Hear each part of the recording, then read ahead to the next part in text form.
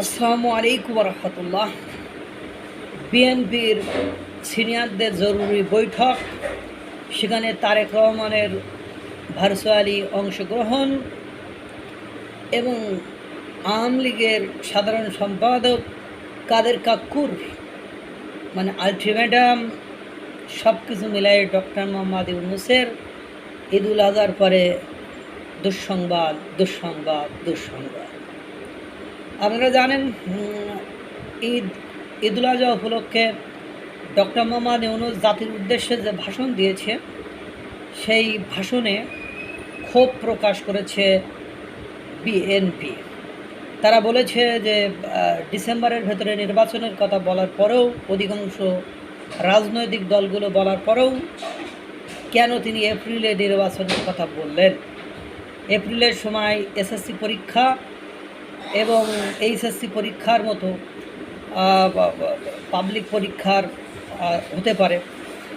তারপরে আপনার ওই সময় বৈরী আবহাওয়া থাকতে পারে। সব কিছু মিলে রোজার মাসে প্রচারণা বা রমজান মাসে প্রচারণা নির্বাচনী এগুলো বাধাগ্রস্ত হতে পারে। এই সব বিষয়টিকে ইস্যু করে দেখা যায় ডক্টর মোহাম্মদ ইউনূসের সেই জুন পর্যন্ত অথবা চলে যাবেন। উনি বলবেন যে মে মাসে সম্ভব নয়, জুন মাসে আমরা নির্বাচন অনুষ্ঠিত করি, এরকমই পরিকল্পনা। এবং বিএনপির এক নেতা হাবিবুর রহমান উনি বলেছেন যে ডক্টর মোহাম্মদ ইউনূস তো নির্বাচন দিতেই চায়, ওনারা তো এভাবে করে আজীবন ক্ষমতায় থাকতে চায় বা এরকমই পরিকল্পনা করেছে।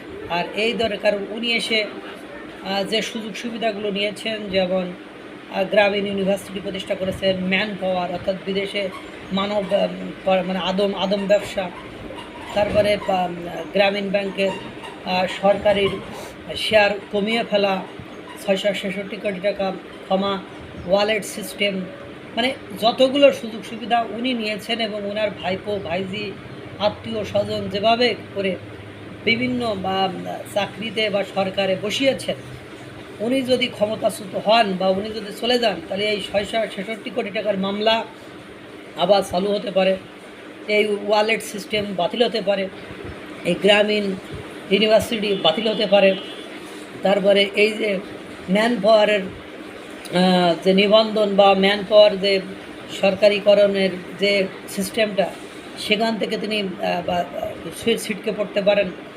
আবার ওনার বিরুদ্ধে যে মামলাগুলো ছিল, সেই মামলাগুলো আবার অ্যাক্সেলারেট হতে পারে, ত্বরান্বিত হতে পারে, আবার চালু হতে পারে। সব কিছু মিলায় এর মধ্যে আবার আওয়ামী লীগের সাধারণ সম্পাদক কাদের কাকু উনি আবার বলেছেন আওয়ামী লীগ নির্বাচনের আগেই দেশে ফিরে আসবে এবং তারা হয়তোবা নির্বাচনে অংশগ্রহণ করবে। যদিও এই অন্তর্বর্তীকালীন সরকারের উপরে তাদের আস্থা এবং বিশ্বাস নেই, যদিও তাদের দলকে নিষিদ্ধ করা হয়েছে যে মানবাধিকার লঙ্ঘনের বিচার না হওয়া পর্যন্ত আন্তর্জাতিক ট্রাইব্যুনালে আইন মামলা যতদিন নিষ্পত্তি না হবে, শেষ না হবে, ততদিন তারা কোনো রাজনৈতিক কর্মকাণ্ড করতে পারবে না, নির্বাচনে অংশগ্রহণ করতে পারবে না। তাদের ইলেকশন কমিশন তাদেরকে নিবন্ধন বাতিল করে দিয়েছে। তা বিএনপি ডিসেম্বরের মধ্যে নির্বাচন। আর ইশরাকের বক্তব্য আপনারা শুনেছেন, ইশরাক হোসেন কী বলেছে, ঈদের পরে খেলা জমে যাবে, খেলা শুরু হয়ে যাবে। সব কিছু মেনে করিডোর ইস্যু, চট্টগ্রাম বন্দর ইস্যুতে যে বক্তব্য ডক্টর মোহাম্মদ ইউনূস দিয়েছে, তাতে সব কিছু মেলায় ডক্টর মোহাম্মদ ইউনূসের জন্য রাতের ঘুম হারাম হয়ে যাওয়ার মতো একটা পরিস্থিতির ঈদুল আজহার পরে শুরু হতে পারে। আল্লাহ তাআলা সকলকে ভালো রাখুক, সুস্থ রাখুক। আসসালামু আলাইকুম ওয়া রাহমাতুল্লাহ।